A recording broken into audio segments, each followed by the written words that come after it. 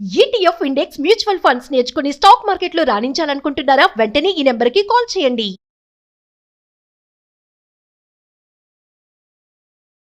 నమస్తే రమగారు. నమస్తే జయ. రమగారు, కొంతమంది బాధపడుతూ ఉంటారు. నేను ఏ తప్పు చేయకపోయినా ఎప్పుడు నాకు అవమానం జరుగుతూనే ఉంది, అపవాదులు మోయాల్సి వస్తూనే ఉంది, అందులో నా ప్రమేయం లేదు, ఏదో పోనీ ఇంతున్నా ఇంత మోయాల్సి వస్తుంది అనేసి. దాని నుంచి అంటే ఎలా ఉంటారంటే కుంగిపోతారు రమగారు. నన్నే అన్నారు, నన్నే అన్నారు, నన్నే అన్నారు, నేనే బాధపడాల్సి వస్తుంది, నాకే ఇలా అవుతోంది అనేసి. ఇట్లా అవమానాలు, అపవాదులు మన ప్రమేయం లేకుండా మనం తప్పు చేస్తే సరే సరే, తప్పు చేస్తే బాధ అనిపించదు రమ్మగారు సాధారణంగా. సరేలే నా నోటు అంటే అట్లా ఆలోచించరంటారేమో మరి. ఆలోచిస్తారు కానీ వాడికి లోపల తెలుసుగా, ఏదో డిఫెన్స్ ఇస్తారు, పర్వాలేదు, లైట్ తీసుకుంటారు. అదే మన తప్పు లేకుండా జరిగితే కొంతమంది అసలు వదలలేకపోతారు. చాలా మంది వదలలేరు. ఎవరో ఒకళ్ళిద్దరు వాడి పాపను వాడే పోతాడు అనుకునే వాళ్ళు లోక సహజంగా ఉండరు, చాలా తక్కువ. అవును అవును, స్ట్రెస్ ఫీల్ అయిపోతారు. అది వెన్నాడేసి నుంచి తీయలేకపోతారు రమ్మగారు. తిండి తిండ్రు, నిద్రపోరు, ఇంకా ఎంత నీరసంగా అయిపోయి వేరే పని మీద ఫోకస్ కూడా చేయరు. పోనీ మీరు అన్నట్లుగా వాడి పాపను వాడే పోతాడు, యూనివర్స్ చూస్తుంది, ఇట్లా ఓవరాల్ గా ఆలోచించుకోలేకపోతారు కదా. వీటి నుంచి బయటపడాలంటే ఎట్లా? మొదట స్ట్రాంగ్ మెంటాలిటీ డెవలప్ చేసుకోవాలి. అవును రమ్మగారు. మనసు దృఢపరచుకోవటం. నేను ఇక్కడే ఆగిపోతే ముందుకెళ్ళలేను, ఇక్కడ ఆగకూడదు, స్టక్ అయ్యానని చెప్తున్నారు చాలా మంది. నేను స్టక్ అయ్యా అక్కడే ఎంత స్టక్ అయిపోతావు నువ్వు. స్టక్ అవటం వల్ల నీకు ఏం ఉపయోగం జరిగిందో ఆలోచించు మొదట. అవును, నువ్వు ఏం పోగొట్టుకున్నావో కూడా నువ్వు ఆలోచిస్తే పోగొట్టుకున్నవి పెద్దవి, నువ్వు పొందింది చాలా తక్కువ, అసలు ఏం లేదు. స్టక్ అవడం ఒకటే మిగిలింది. ఏమేం పోగొట్టుకున్నాను స్టక్ అవటం వల్ల? చిన్న చిన్నవి చేయ, అత్తగారితోటో తోడుకోడలతోటో ఆడపడితోటో ఏదో తగాదా వస్తుంది. అవును, తగాదా లేదా అన్నదమ్ములతోటి ఇది బాగా కనపడుతోంది. అక్క చెల్లెళ్ళతోటి తగాదా వస్తే బిగుసిపోతారు ఇద్దరు. మామూలు వాక్యం, నువ్వే చేసావు, నువ్వు చిన్నప్పటి నుంచి ఇంతే, నువ్వు అప్పుడు కూడా అలాగే చేసావు అంటే నేనేం చేయలేదంటారు వీళ్ళు.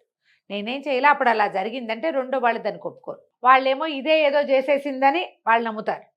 నన్ను అన్నారో అని వీళ్ళు గింజుకుంటారు, ఇద్దరు బిగుస్తారు. క్రమంగా మాటలు మానేస్తారు. ఎక్కడైనా కనపడినా ఏదో తూష్ణీభావం వహిస్తూ ఉంటారు, అంతే. అక్కడి నుంచి పిల్లలు మాట్లాడుకోవడం మానేస్తారు, మొగుళ్ళు మాట్లాడుకోవడం మానేస్తారు. అక్క చెల్లెళ్ళు అయితే వీళ్ళింటికి వాళ్ళు వెళ్ళరు, వాళ్ళ ఇంటికి వీళ్ళు వెళ్ళరు, పిలవరు.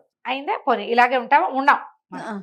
ఏ పెళ్లి వీడియోనో చూస్తారు, లేదా ఎవరైనా కనపడి మీ అక్క బాగుంది, అబ్బా నీ పెళ్ళికి ఎంత బాగా చేసిందే, నీ చీరకు ఎంత బాగా వర్క్ చేసిందే, మీ అక్క చిన్నప్పుడు నేను ఎత్తుకుని తిరిగేది, ఇలాంటివేవో వాక్యాలు వినపడతాయి.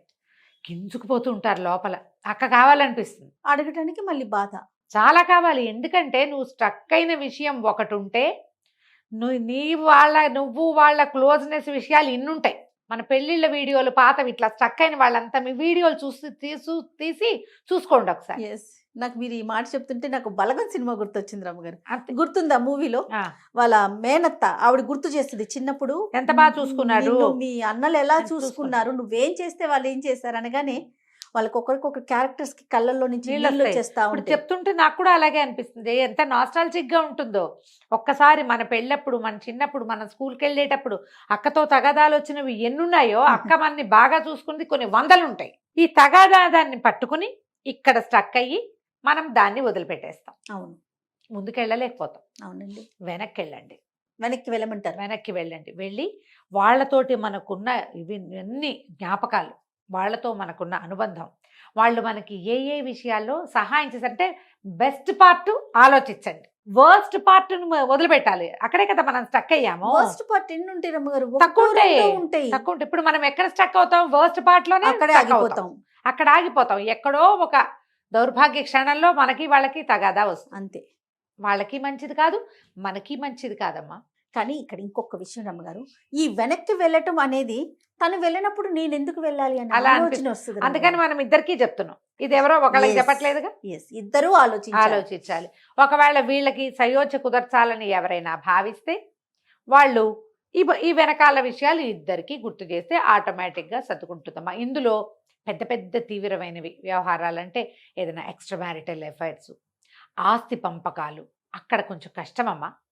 అలాంటి చోట ఇది సెట్ అవ్వవు. కానీ ఈ ఊరికే చిన్న చిన్న మాట నువ్వు అంటే నువ్వు తూతూ మేమే అనుకుంటారు చూడు, ఇలాంటి చోట్ల ఖచ్చితంగా సెట్ అవుతుంది. మన వెనకది ఆలోచించుకుంటే అన్నీ నార్మలే ఉంటాయి. ఓకే. ఏం లేదు ఇంకా. నాకు ఎప్పుడు ఇలాంటివే వస్తాయి అంటారు కొంతమంది. ఆఫీసుల్లో ఇంతే, చుట్టుపక్కల వాళ్ళతో ఇంతే, ఇంట్లో ఇంతే, అత్తగారింట్లో అంతే, పుట్టింట్లో అంతే, కజిన్స్తో అంతే. చిన్న చిన్న వాటికి నేను మాట పడిపోతున్నాను. అసలు సంబంధం లేకపోయినా నేను నాకు మాట వస్తుంది, చిన్న మాటలు పెద్ద మాటలు నేను తీసుకోలేకపోతున్నా. అయితే దీనికి దైవారాధన ఒకటి మంచి పద్ధతి అమ్మా.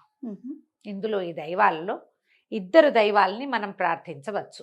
ఇద్దరు మనని ఈ అవమానాల నుంచి, అపవాదుల నుంచి, జనాల అపోహల నుంచి కాపాడతారు. ఊహించు ఎవరై ఉంటారు? పరమశివుడా? ఇంకా 4 ఆప్షన్స్ ఇస్తాను జయ నీకు. నాకా? నాకు తెలిసిన దేవుడేనా? నీకు తెలిసిన దేవుడే. దేవుడా క్షమించు. విష్ణువు, శివుడు, అంటే ఉన్న దేవుళ్ళందరినీ చెప్పేసి చెప్పే నీ ఇష్టం. ఆంజనేయ స్వామి గారు, వినాయకుడు. ఇప్పుడు కరెక్ట్. ఓకే. మొదటిది వినాయకుడు, రెండో వాడు కృష్ణుడు. వీళ్ళిద్దరు నా 2 కరెక్ట్ కదా. విష్ణు అంటే కృష్ణుడు. విష్ణు అంటే కృష్ణుడు కాదు, విష్ణు అంటే విష్ణువే. అలా ఒప్పుకో. వీళ్ళిద్దరూ మనని అవమానాల నుంచి, అపవాదుల నుంచి, ఈ కుంగిపోయే పరిస్థితుల నుంచి కాపాడతారు. వినాయక సంబంధమైన ఒక స్తోత్రాన్ని, శ్లోకం చిన్నది కదా, స్తోత్రాన్ని అలవాటు చేసుకోండి నిత్యం. నా తప్పు లేకుండా నా మీదకి ఏ మాట రానివద్దు తండ్రి, నాతో ఉండు అని దండం పెట్టుకోండి. మీరు రోజు వినాయక స్తోత్రం చదువుకుంటే అంత బెల్లం ముక్క, బెల్లం ఇట్లేదు, చెక్క బెల్లం దొరుకుతుంది, ఊరుగుపల్లి బెల్లం అంటారు. 1 కేజీ తెచ్చి దాన్ని చిన్న సాధనం పెట్టి కొట్టి చిట్టి ముక్కలు కట్ చేసి పెట్టేసుకోండి, ఒక డబ్బాలో పోసుకోండి. రోజు వినాయకుడికి బెల్లం ముక్క చూపించండి. బెల్లం ముక్కకి మడి మశానం ఏమీ లేవమ్మా, ఏ అంటూ ఉండదు. ఒకవేళ రోజు బెల్లం ఎవరు తింటారండి అంటే, నైవేద్యం పెట్టిన బెల్లం ముక్కలు, నా ప్లాన్ అనమాట ఇది, నేను చేసేది. నైవేద్యం పెట్టిన బెల్లం ముక్కలన్నీ ఒక డబ్బాలో వేసుకోండి, ఏ టీలోనో కాఫీలోనో వేసేసుకోండి. పాయసాల్లో ప్రసాదాల్లో పనికిరాదు. టీలో బెల్లం వేసుకోండి, చాలా బాగుంటుంది. బ్లాక్ కాఫీలో బెల్లము బాగుంటుంది, కషాయంలో బెల్లము బాగుంటుంది. అసలు మీరు ఏం చెప్పదలుచుకున్నారు రమ్మ గారు? కాబట్టి బెల్లం ఎలాగా అన్న అనుమానం మీకు లేకుండా చెప్తున్నాను. నెక్స్ట్ ప్రశ్న అదే ఉంటుంది, ముందే చెప్పేసి. సరే, వినాయకుడికి ఏం చదువుకోవాలి? వినాయకుడికి మనము తెలుగు పద్యాలు దొరుకుతాయి, అవి చదువుకోవచ్చు. తర్వాత ఏమో ద్వాదశ నామావళి ఒకటి ఉంటుంది వినాయకుడిది, షోడశ నామావళి ఒకటి ఉంది. ఈ 2 స్తోత్రాల్లో ఏదైనా తీసుకోండి. ఓకే. సుముఖశ్చేకదంతశ్చ కపిలో గజకర్ణికః ఇలా మొదలయ్యేది ఒకటి. ప్రణమ్య శిరసాదేవం గౌరీపుత్రం వినాయకం భక్తావాసం స్మరే నిత్యం ఆయుఃకామార్థ సిద్ధయే, ఇది ఒకటి స్తోత్రం. ఈ స్తోత్ర నిధి యాప్లో 2 దొరుకుతాయమ్మా. వినాయక స్తోత్రాలు ఓపెన్ చేసి చూసుకోండి, స్తోత్ర నిధి పెట్టుకోండి ఫోన్లో. ఎక్కువ స్పేస్ ఏం తీసుకోవద్దు, తక్కువ స్పేస్ తీసుకుంటుంది. మీరు చాలా స్తోత్రాలు అందులో దొరుకుతాయి, తప్పులు కూడా లేవు. ఓకే. ఈ వినాయక స్తోత్రాల్లో ఒకటి రోజు చదువుకోండి. ఎంతోసేపు పట్టదమ్మా, 2 నిమిషాలు నోటికి వచ్చేసింది అనుకోండి.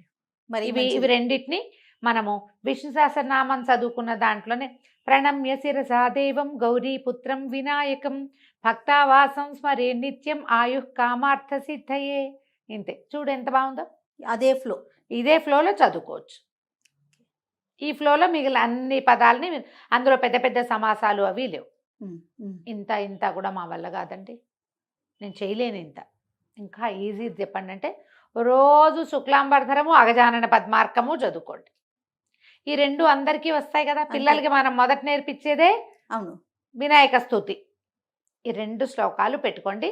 బెల్లం ముక్క కామన్ దేనికైనా. ఒక దీపం పెట్టడం, ఒక అగరబత్తి వెలిగించడం, చదువుకోండి. మీరు ఏం చదువుకుంటారో అన్నీ చదువుకోండి, ఏమి చదువుకోండి, ఇది ఒకటే చదువుకోండి, మీ ఇష్టం.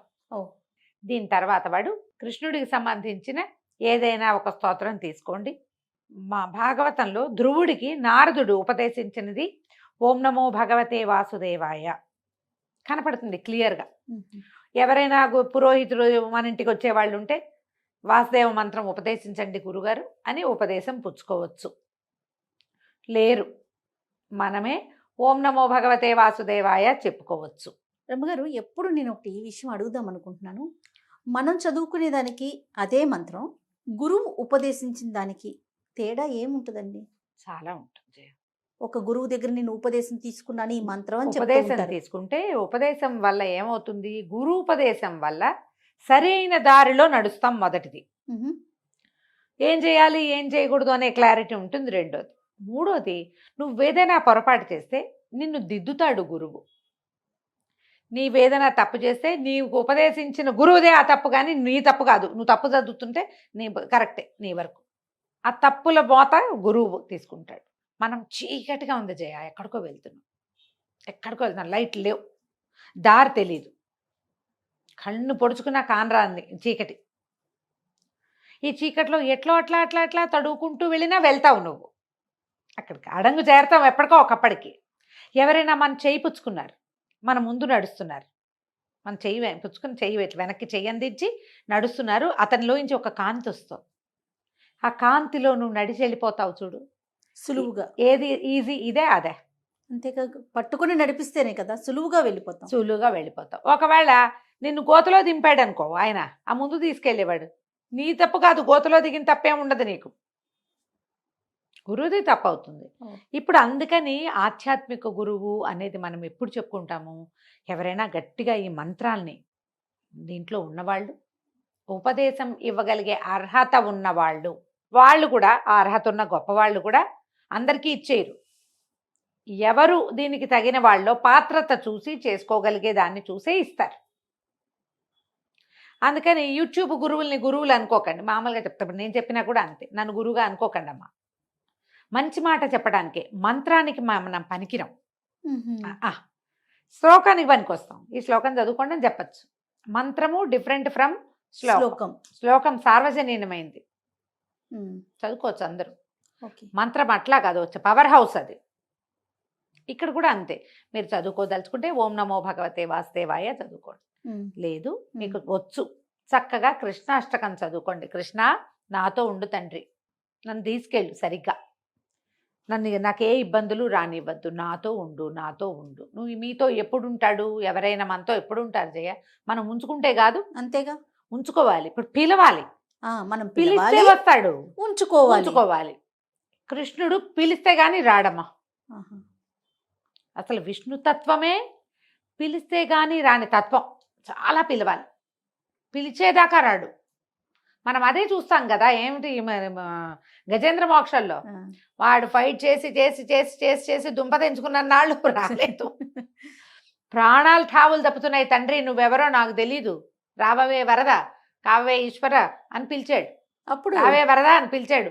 నువ్వెవడివో తెలీదు నాకు, నువ్వెక్కడుంటావో తెలీదు, ఎలా ఉంటావో తెలీదు, కానీ నువ్వెవడివో ఒకడి ఉన్నావు. ఆ ఉన్నవాడెవడో నన్ను రక్షించాలంటే ఉన్నవాడెవడు, జగన్నియామకుడైన విష్ణువు పరిగెత్తుకుంటూ వచ్చాడు. పిలిస్తే వస్తాడమ్మా, కృష్ణుణ్ణి పిలిచేదాకా రాడు, చూస్తూ ఉంటాడు మనకేసి. నువ్వు భగవంతుడి వైపు ఎప్పుడు చేయి చాపుతాం జయ, మనం చేతకానప్పుడు చేయి చాపాలమ్మా, చేతకానప్పుడు చేయి చాపాలి. రోజు ఆయన్ని మనతో ఉంచుకోవాలి. ఉంచుకోవటం వేరు, చేయి చాపటం వేరు. అవునండి. దేవుడా నన్ను రక్షించు, రోజు నువ్వు భగవంతుడా మమ్మల్ని పుట్టించావు, నిన్ను నేను అర్చిస్తానని అర్చన. కృష్ణాష్టకం చదువుకోండి, అది కూడా మనం విష్ణు సహస్రనామం లాగానే చదువుకోవచ్చు. స్తోత్ర నిధులు ఇది కూడా దొరుకుతుందండి. నేను స్తోత్ర నిధిని ప్రమోట్ చేస్తున్నట్టుంది, కానీ ఉపయోగపడే విషయం కాబట్టి చెప్పాలనుకుంటున్నా. మీకు స్పష్టంగా అనిపించింది. వసుదేవ సుతం దేవం కంస చాణూరమర్దనం దేవకీ పరమానందం కృష్ణం వందే జగద్గురుం. చూడు కృష్ణ ఎంత సింపుల్ గా ఉంది. సింపుల్ పదాలతోటి తేలికపాటి స్తోత్రం, 8 శ్లోకాలు, ఒక ఫలశ్రుతి శ్లోకం, 9 శ్లోకాలు, 2 నిమిషాల్లో అయిపోతుంది. ఓకే, కాబట్టి ఇది చదువుకోండి. మిమ్మల్ని వినాయకుడు కానీ కృష్ణుడు కానీ ఇద్దరిని చదువుకుంటామంటే ఇద్దరిని మహదానందంగా చదువుకోండమ్మా. మీరు రోజువారీ ఏ నివేదన పెడుతున్నారో కృష్ణుడికి అదే నివేదన పెట్టచ్చు, వినాయకుడికి మాత్రం బెల్లం పెట్టాలి. దీనివల్ల మీకు అపవాదులు, అపనిందలు, అవమానాలు, చిన్న చిన్న వాటికి చిన్నబుచ్చేసుకోవాల్సిన పరిస్థితి, దాని నుంచి కొంత మీరు తప్పుకుంటారు. దీంతోపాటు మీరు మానవ ప్రయత్నంగా జాగ్రత్తగా ఉండండి. ప్రతి దాని నుంచి మనం ఒక పాఠం నేర్చుకుంటూ ఉండాలి. జీవితంలో ఏమవుతుంది, ఓ దెబ్బ తగిలితే ఓహో ఇక్కడ కాలు వేయకూడదు, ముందుకు వెళ్ళకూడదు, ఇక్కడ గడప ఉంది, ఇక్కడ గట్టు ఉంది, తెలుసుకుంటాం కదా. తెలుసుకోండి, తెలుసుకునే ప్రయత్నం చేస్తూ భగవంతుడిని తోడు తీసుకుని ముందుకెళ్ళండి. ఈజీగా ఉంటుంది అప్పుడు. తప్పకుండా రమ్మగారు. నమస్తే. నమస్తే జయ.